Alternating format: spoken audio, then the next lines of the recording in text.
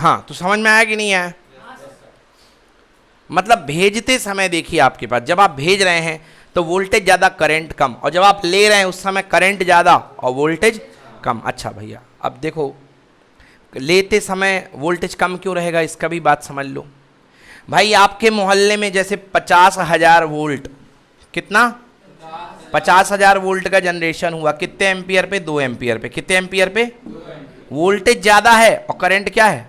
कम। 1,00,000 power वाट की power आ रही है, बोलो हाँ या ना?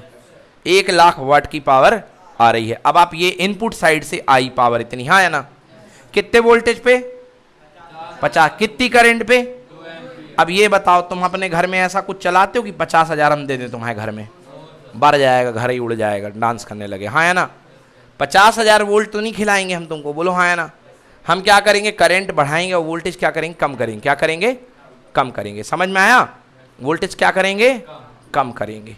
सुनो, फिर भी हम आपको पावर जो है, हम आपको इतनी पावर नहीं देंगे कि 1,00,000 का पावर दे दें। कितने का? 1,00,000 का पावर हम आपको नहीं देंगे। चलिए 1,00,000 पहुंच गई डिस्ट्रीब्यूशन सेंटर पे, कितनी? 1,00,000। तो समझो भाई ऐसा, यहां से पावर चली, बोलो हाँ।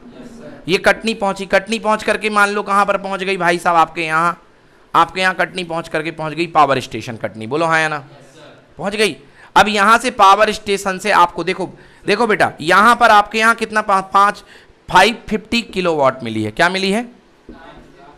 550 किलोवाट, हाँ वही है 550 किलोवाट, 550 किलोवाट, हाँ या ना? अब इसको भंडारा करना है। क्या करना है इसका? भंडारा। मगर भैया 550 किलोवाट हम हर घर में नहीं दे सकते हैं, हम हर एरिया में नहीं दे सकते हैं, तो 550 किलोवाट को हम डिस्ट्रीब्यूट करेंगे। समझ गए ना?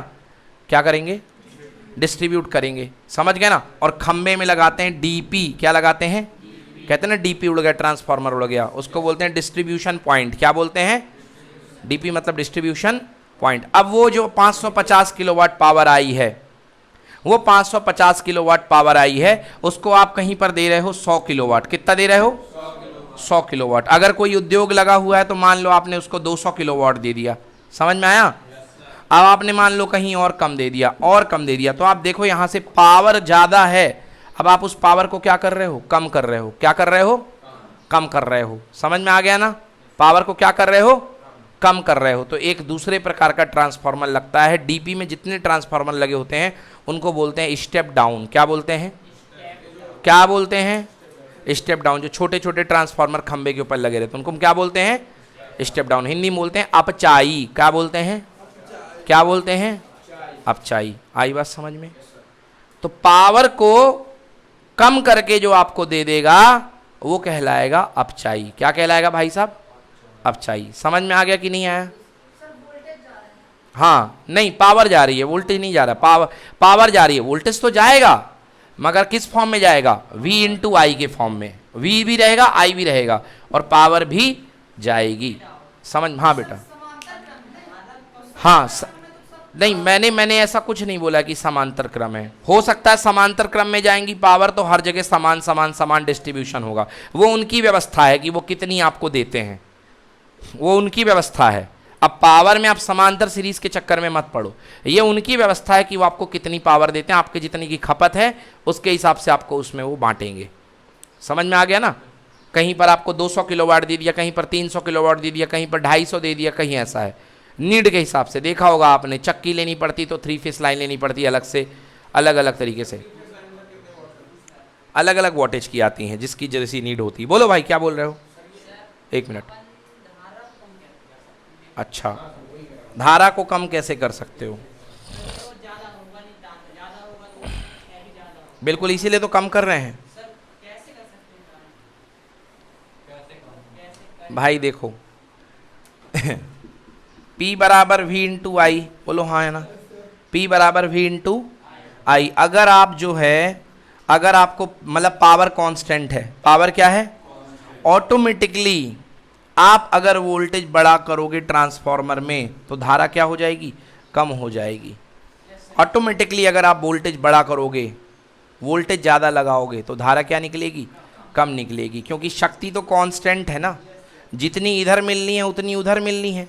तो ट्रांसफार्मर का फंडा ही यही है, यही आपको कॉपी में लिखना है कि P इनपुट बराबर कितना? P आउटपुट ऑफ V1I1 बराबर कितना हो गया V2I2, V1I1 बराबर V2I2, समझ में आया? V1I1 बराबर V2I2। तो ध्यान से देखो पावर कांस्टेंट है, पावर क्या है? तो यहाँ से मैं V इंटू आई बराबर K लिख सकता हूँ कि नहीं लिख सकता? भाई V1I1 का गुणनफल कांस्टेंट है, तो V into I equal to कितना K, तो V is inversely proportional to कितना I, K अपॉन I, हाँ या ना? कांस्टेंट गायब करो क्या आएगा? प्रोपोर्शनल आएगा, मतलब V इनवर्सली प्रोपोर्शनल टू कितना I, मतलब धारा बढ़ेगी तो वोल्टेज क्या होगा, और धारा कमेगी तो वोल्टेज क्या होगा, ज़्यादा होगा। ये ट्रांसफार्मर करता है, ट्रांसफार्मर ही अपने आप करेगा, समझ में आ गया?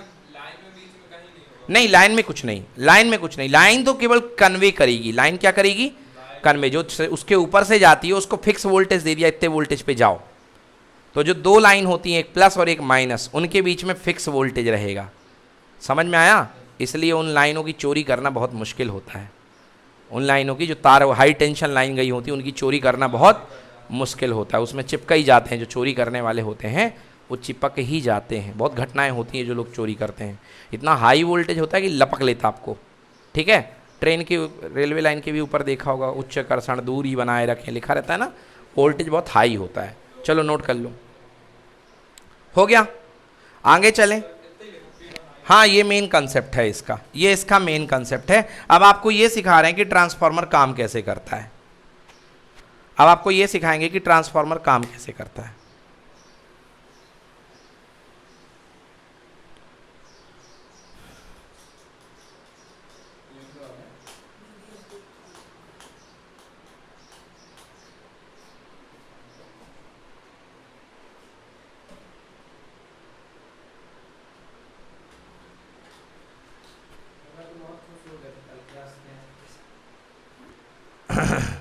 अच्छी बात है ना, चलो क्लियर है, डन।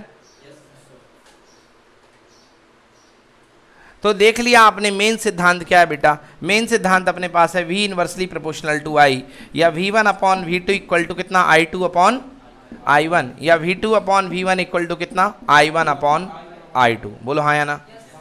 चलो हाँ हाँ 1/I, सॉरी, थैंक यू।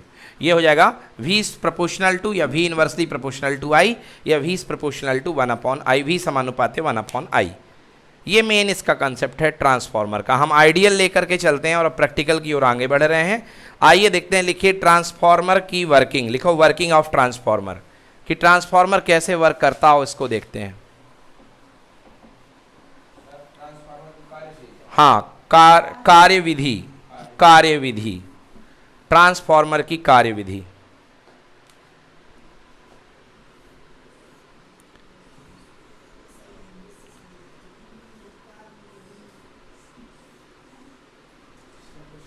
ये देखिए बच्चों, मैंने एक दिन आप लोग को ट्रांसफार्मर तोड़ करके दिखाया था, बोली हाँ या ना? रखा भी हुआ है बाहर, है ना? तो ट्रांसफार्मर की कार्यविधि कैसे होती है आइए देखते हैं बेटा। ट्रांसफार्मर में दो वाइंडिंग होती है, एक होती है प्राइमरी, एक द्वितीयक। ये किस पर काम करता है, किस थ्योरी पर काम करता है? ये काम करता है बेटा अन्योन प्रेरण पर। किस पर काम करता है बेटा? अन्योन प्रेरण पर। मतलब बैंड बाजा हमारा बजेगा, मजे कौन लेगा? पड़ोसी, बाजू वाला लेगा। यस, तो ये अन्योन प्रेरण पर काम करता है। अब देखना आराम से कैसे काम करेगा। और ये एसी पे काम करता है। किस पे काम करता है बेटा? एसी पे। उसका रीजन आपको अभी तत्काल समझ में आ जाएगा बेटा। ये देखो, ये है प्राइमरी कॉइल। क्या है ये बेटा? Primary coil. इसमें फेरों की संख्या कितनी है? N1 है। और अब आप यहाँ ने एसी लगा दिया। अब आप कहोगे सर डीसी क्यों नहीं लगाए? क्योंकि डीसी लगाओगे तो फ्लक्स जो होगा एक बार में सेट हो जाएगा, हाँ या ना? पहले जीरो से हीरो होगा, हीरो के बाद जिंदगी भर हीरो ही रहेगा, बोलो हाँ या ना? और हीरो के बाद हीरो रह जाएगा तो फ्लक्स क्या हो गया? कांस्टेंट। फ्लक्स क्या हो गया? फ्लक्स हो गया कांस्टेंट। धारा भी क्या हो गई? कांस्टेंट। तो भैया विद्युत वाहक बल कितना हो जाएगा? जीरो। क्योंकि जब तक फ्लक्स बदलता नहीं है तब तक कोई विद्युत वाहक बल जनरेट होता नहीं है। हम चाहते हैं कि विद्युत वाहक बल जनरेट होता रहे, तो फ्लक्स बदलते ही रहना पड़ेगा, हाँ या ना? फ्लक्स बदलते ही रहना पड़ेगा बेटा। चुंबकीय बल रेखाओं को फ्लक्स बोलते हैं। तो देखो बेटा, यहां से जैसे ही आपने सर्किट ऑन किया, जैसे क्या किया? ऑन किया। सर्किट क्या किया? ऑन किया। यहां पर आपने लगाया विद्युत वाहक बल, सपोज आपने लगा दिया E1। क्या लगा दिया? या V1 लगा दिया। V बराबर V0 sine omega T, V1 लगा दिया आपने, ठीक है ना? ये आपने लगा दिया विद्युत वाहक बल। तो देखिए भाई साहब, जैसे ही आपने विद्युत वाहक बल लगाया, करंट पहले क्या होगी? जीरो से लेके हीरो, बोलो हाँ है ना? फिर हीरो से लेके जीरो, फिर नेगेटिव साइकिल में धारा पलट जाएगी, फिर ऐसे चलेगी। बोलो हाँ या ना। मतलब प्रति पल प्रति क्षण जो है धारा का मान बदल रहा है, बदल रहा कि नहीं बदल रहा है? तो प्रति पल प्रति क्षण जो होगा वो करंट का मान भी क्या होगा, बदलेगा कि नहीं? फ्लक्स का मान बदलेगा कि नहीं बदलेगा? ये IT है, तो फ्लक्स भी समय के साथ बदलेगा कि नहीं बदलेगा? बोलो हाँ या ना। फ्लक्स समय के साथ बदलेगा, और फ्लक्स जब समय के साथ बदलता है तो वोल्टेज भी उत्पन्न होता है, क्योंकि E बराबर होता है d∅dt। यस और नो? तो फ्लक्स के साथ वोल्टेज ही बदलेगा। तो देखो भैया यहाँ पे फ्लक्स जैसे ही ऑन किया, सबसे पहले छोटा सा, फिर और बड़ा, फिर और बड़ा, फिर और बड़ा। समझ में आया ना? हाँ या ना? और इधर की तरफ भी, और इधर की तरफ भी होगा। हाँ या ना? क्योंकि भैया दोनों तरफ होगा। क्यों होगा? क्योंकि ये बनेगा नॉर्थ और ये बनेगा साउथ। अब भैया देखो हमारी कोशिश क्या है, हमारी कोशिश ये है कि हम अच्छा वाला मैग्नेटिक मटेरियल यूज़ करें जिसकी परमिबिलिटी ज़्यादा हो, जिसकी चुंबकशीलता क्या हो। तो क्या करेगा, ये जो ज़्यादा बाहर फ्लक्स बन रहा है इसको ये समेट लेगा, बोलेगा चलो रे अंदर की तरफ चलो। काय को बाहर हवा में भाग रहे हो, हम तुम्हें दे तो रहे हैं, बाहर हो फूल बरसाओ। याद आ गया है ना? हाँ, अरे फिर वही बात यार, कुछ समय के लिए धारा एक दिशा में बहेगी कि नहीं बहेगी, तो तब तक के लिए तो नॉर्थ साउथ डिसाइड हो जाएगा, और जब धारा पलटेगी तो नॉर्थ ऊपर और साउथ। बिल्कुल है भाई, एसी में धारा ना बदल रही है, धारा की दिशा थोड़ी ना बदल रही है। धारा की दिशा तो एक चक्कर के बाद बदलेगी ना, आधे चक्कर के बाद। हाँ या ना? तब तक धारा क्या हो रही है, 0 से लेके ज़्यादा, फिर ज़्यादा से लेके कम। क्लियर हुआ कि नहीं हुआ? हाँ, तो भाई ये क्या होगा, ये जो फ्लक्स बोलेगा, ये फ्लक्स को इसको बोलेगा कि पूरा का पूरा फ्लक्स हमारे अंदर से चलो। हाँ या ना? तो भाई क्यों ये मटेरियल अच्छा वाला लगाएंगे अपन, क्या लगाएंगे? अच्छा वाला, जिसकी परमिबिलिटी क्या होगी, ज़्यादा। क्या होगी परमिबिलिटी? तो अपन इसके लिए किसका यूज़ कर सकते हैं, सॉफ्ट आयरन का। किसका यूज़ करेंगे? सॉफ्ट आयरन की परमिबिलिटी क्या होती है, ज़्यादा होती है। क्या होती है? ज़्यादा। तो इसलिए इसका कोर अपन सॉफ्ट आयरन का बनाएंगे। बोलो हाँ या ना? कोर क्या बनाएंगे, सॉफ्ट आयरन का। अब देखो बेटा, प्रॉब्लम ये है कि अगर आप पूरा पक्का कोर ले लिया आपने, बिल्कुल ईंटे जैसा, किसके जैसा, ईंटे जैसा, यूनिफॉर्म कोर, उसको क्या बोलते हैं, यूनिफॉर्म कोर, मतलब लोहे का गिट्टा, लोहे का गिट्टा। तो प्रॉब्लम मैंने आपको बताई थी उस दिन, भंवर धाराएं। वेरी गुड बेटा, क्या बनेंगी, वो क्या होगा, फ्लक्स जो होगा, कहे दीदी घूम के तो आना ही है, तो काय को इतना घूम रही हो, चलो यहीं अपन आसपास में घूमे लेते हैं। हाँ या ना भाई, चक्कर तो पूरा पूरा करना है, तो अपन एक काम करते हैं, क्लोज सर्किट बनाने के लिए पूरा रास्ता काय को घूमे, यहीं बना ले अपना क्लोज सर्किट। बोलो हाँ या ना? तो इस तरीके से छोटी छोटी भंवर बन जाएंगी। हाँ या ना? तो इसके लिए क्या बन जाएंगी, भंवर धाराएं। क्या बन जाएंगी? तो हम बोलेंगे हम तुम्हें वो भी नहीं करने देंगे, हमने उसको सिल्ल सिल्ल काट दिया। बोलो हाँ, लेमिनेट कर दिया, और लेमिनेट करने के बाद सबको एक इंसुलेशन में चिपकाया, और क्या कर दिया, चिपका दिया। समझ में आया? तो कैसा कोर कर बन गया, लैमिनेटेड कोर। क्या बन गया? इसको बोलते हैं हिंदी में पटलित कोर है। क्या बोलते हैं? क्योंकि पट्टी पट्टी बना देते, पटली पटली बना देते, उसको बोलते हैं पटलित कोर। क्या बोलते हैं? आया समझ में कि नहीं आया? नहीं आया? अरे मुकुल को नहीं आया यार। अरे यार तुझे पढ़ाया ही नहीं मैंने, ट्रांसफार्मर ने सबको तो बताया था थोड़ा सा, नहीं आया था उस दिन क्या? ट्रांसफार्मर तोड़ा था जिस दिन, नहीं आया था ये?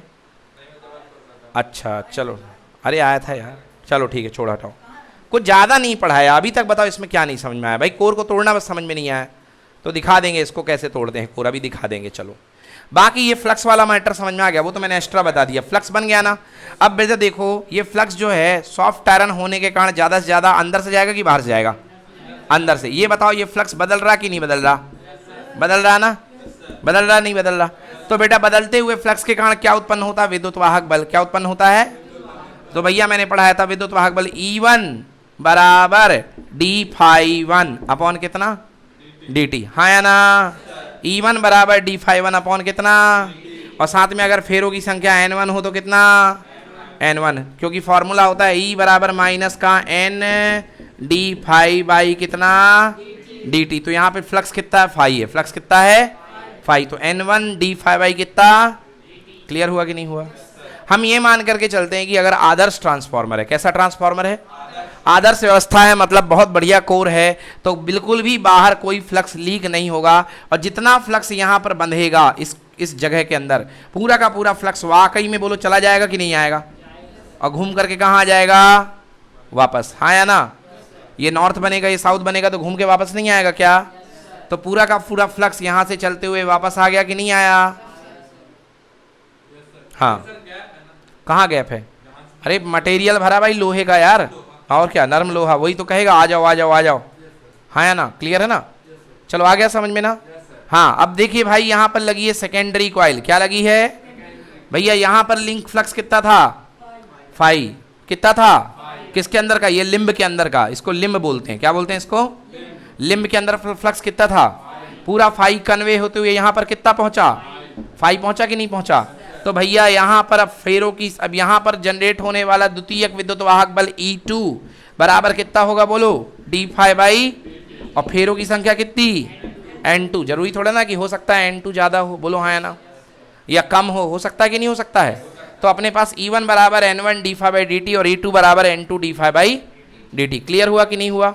चलो दोनों को भाग दे दो, यानी E2 अपॉन कितना, E2 अपॉन कितना, E2 अपॉन E1 बराबर N2 d phi by d t बटे N1 d phi by d t, d phi by d t, यानी E2 अपॉन E1 बराबर N2 अपॉन कितना, N1। मतलब प्रेरित विद्युत वाहक बल समानुपाती कितना, N, हाँ या ना। मतलब जिस तरफ फेरों की संख्या ज़्यादा होगी उस तरफ विद्युत वाहक बल क्या होगा, ज़्यादा, हाँ या ना।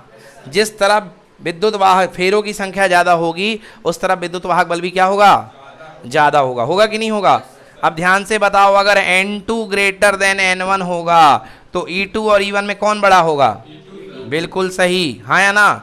मतलब इनपुट वोल्टेज से, इनपुट विद्युत वाहक बल से आउटपुट विद्युत वाहक बल क्या है, ज़्यादा है, हाँ या ना। मतलब वोल्टेज तुमने बोला यहाँ से हेलो, क्या बोला, हेलो, और यहाँ क्या निकला, हेलो हेलो, आया समझ में कि नहीं आया।